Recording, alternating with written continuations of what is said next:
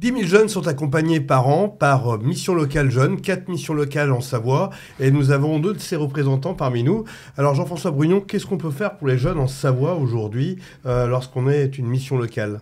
Alors bonjour Laurent, alors tout d'abord il faut être innovant. Si vous voulez attirer les jeunes, il faut trouver divers canaux, divers médias, mais pas seulement.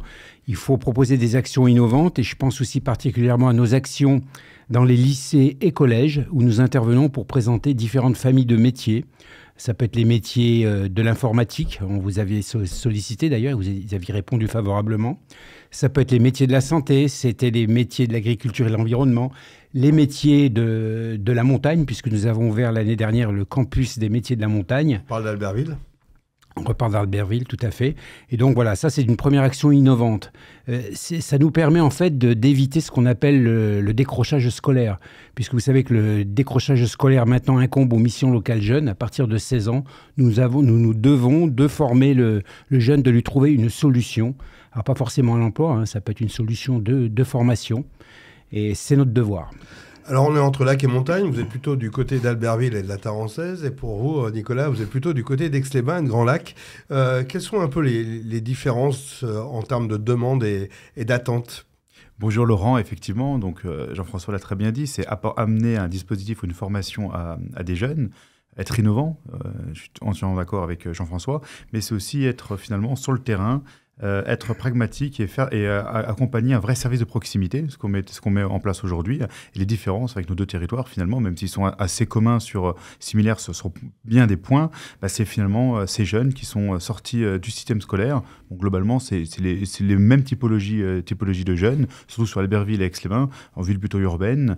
Et puis après, sur la Tarentaise, effectivement, plutôt des communes rurales, comme nous avec Grand Lac, notamment avec l'Albanais et la Chautagne, d'où l'intérêt d'avoir des points d'accueil multipliés sur ces territoires-là. On pense aussi à Chambéry et à la Maurienne avec Saint-Jean-de-Maurienne. On pense à Chambéry et la Maurienne, effectivement. Donc vous travaillez tous en alliance, en bonne cohésion, si je puis dire?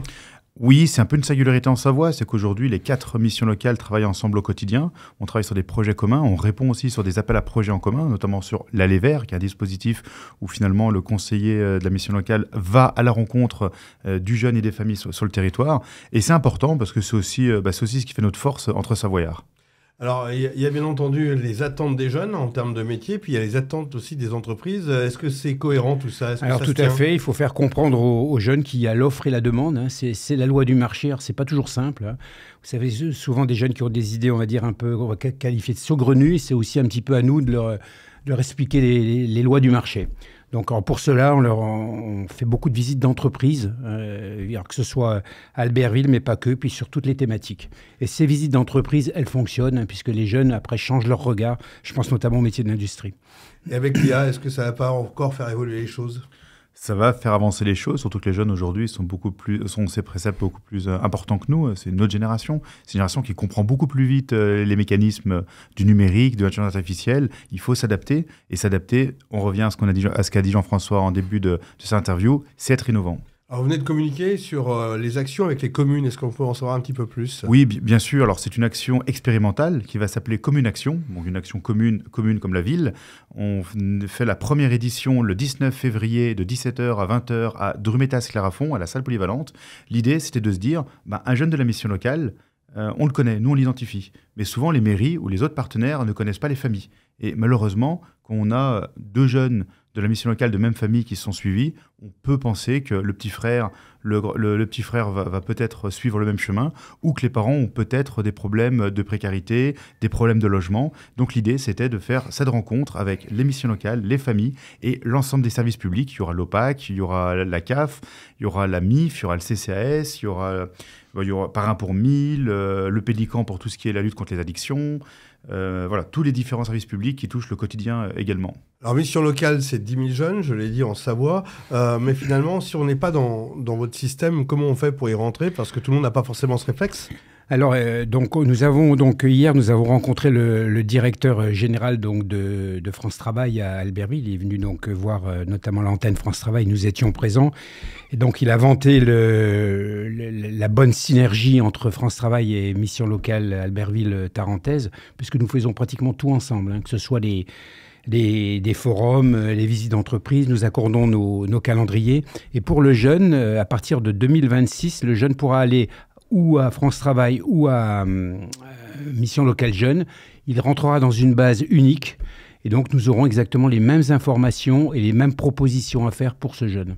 On peut parler de taux de réussite avec Mission Locale Jeune en règle générale ? Globalement, oui. On a plusieurs taux de réussite. Il y a déjà l'accès aux jeunes qui intègrent une formation. Donc nous, par exemple, on a généralement 7 jeunes sur 10 suivis qui ont intégré une formation. Et puis vous avez aussi sur l'emploi. Donc sur l'emploi, alors tout dépend aussi de la filière et des années, parce que malheureusement, le contexte économique fait que d'une année sur l'autre, on est sur des résultats un peu différents. Mais globalement, les missions locales sont reconnues depuis 40 ans pour être le premier partenaire des jeunes de 16 à 25 ans sur les thématiques de l'emploi. Et ça a été reconnu par l'ensemble des partenaires, dont France Travail et les services de l'État. 2025, des projets, j'imagine, plein les cartons ? Alors 2025, comme l'a dit tout à l'heure Nicolas, c'est l'aller vers, il faut aller au plus près, il faut aller dans les endroits où se trouvent les jeunes. Alors il n'y a pas que le quartier prioritaire de la ville d'Albertville, je pense notamment aux communes rurales, aux hameaux isolés, où vous avez des jeunes qui ne connaissent pas encore leurs droits, qui travaillent avec le papa, la maman. C'est ces jeunes qu'il faut aller chercher. Et donc l'idée pour l'année qui arrive, c'est d'acheter ou de louer un bus pour être présent, pour pouvoir proposer nos offres sur les places de marché, par exemple, comme ça se fait dans certaines missions locales jeunes. Là, les Verts, pour nous, c'est vraiment un projet important. Dans de cela, si on veut s'adresser à Mission Locale Jeune, il y a un site internet évidemment, et on peut aussi aller aux permanences. Bien sûr, alors vous avez site internet, nous c'est une application, c'est une web app comme disent les jeunes, parce qu'on sait que les jeunes ne sont plus forcément sur le smartphone que sur l'ordinateur, mais la mission locale c'est surtout un point d'accueil. Il faut savoir que les missions locales en France c'est le premier service public français en nombre de points d'accueil. Ça, beaucoup de gens l'ignorent, mais vous avez beaucoup plus par exemple de missions locales que d'autres services publics. Donc ça veut dire que le jeune, il vient, il passe la porte de la mission locale, automatiquement il aura un rendez-vous. C'est vraiment passer la porte de la mission locale, ça a toujours été le credo de ces structures. Vos spécificités, là, entre Albertville d'un côté, la Tarentaise et Aix-les-Bains, si on doit résumer Alors, la spécificité, c'est le travail saisonnier pour nous. Hein. Il y a de gros projets à mettre en place. Je pense par exemple au au double contrat, puisque vous pourriez avoir un contrat été, un contrat hiver, annualiser les temps de travail. Donc, il y a vraiment du travail à faire, tout en ne perdant pas de vue que certains jeunes ne souhaitent pas forcément ce genre de contrat. Ils veulent travailler 3 mois, puis après, qu'on leur foute la paix. Pour Aix-les-Bains globalement, aussi saisonnier avec le lac, non ? Saisonnier, mais aussi beaucoup les métiers du tourisme et de l'hôtellerie aussi. Aix-les-Bains est une ville qui se développe. Vous êtes venu régulièrement faire des reportages sur le territoire, avec de grands hôtels qui commencent qui sont maintenant sortis de terre. Donc il y a aussi cette nouvelle demande sur les métiers du tourisme, les métiers de l'hôtellerie, et les métiers de l'industrie aussi, puisqu'on est aussi un territoire, un bassin industriel avec General Electric, avec des entreprises comme dans l'Albanais. Donc voilà, tous ces secteurs-là. Sur un plan financier, comment ça marche ? Alors il y a trois principaux subventionneurs, donc c'est l'État, la région et puis les collectivités. Et à ce titre, je voudrais remercier la communauté d'agglo et les Comcom parce que nous avons revalorisé donc le point par habitant. Nous étions à 1,22, nous sommes passés à 1,40 €, ce qui nous donne un peu plus de marge de manœuvre, notamment pour mettre en place tous les projets dont nous avons parlé précédemment. Merci messieurs. Merci Laurent. Merci Laurent.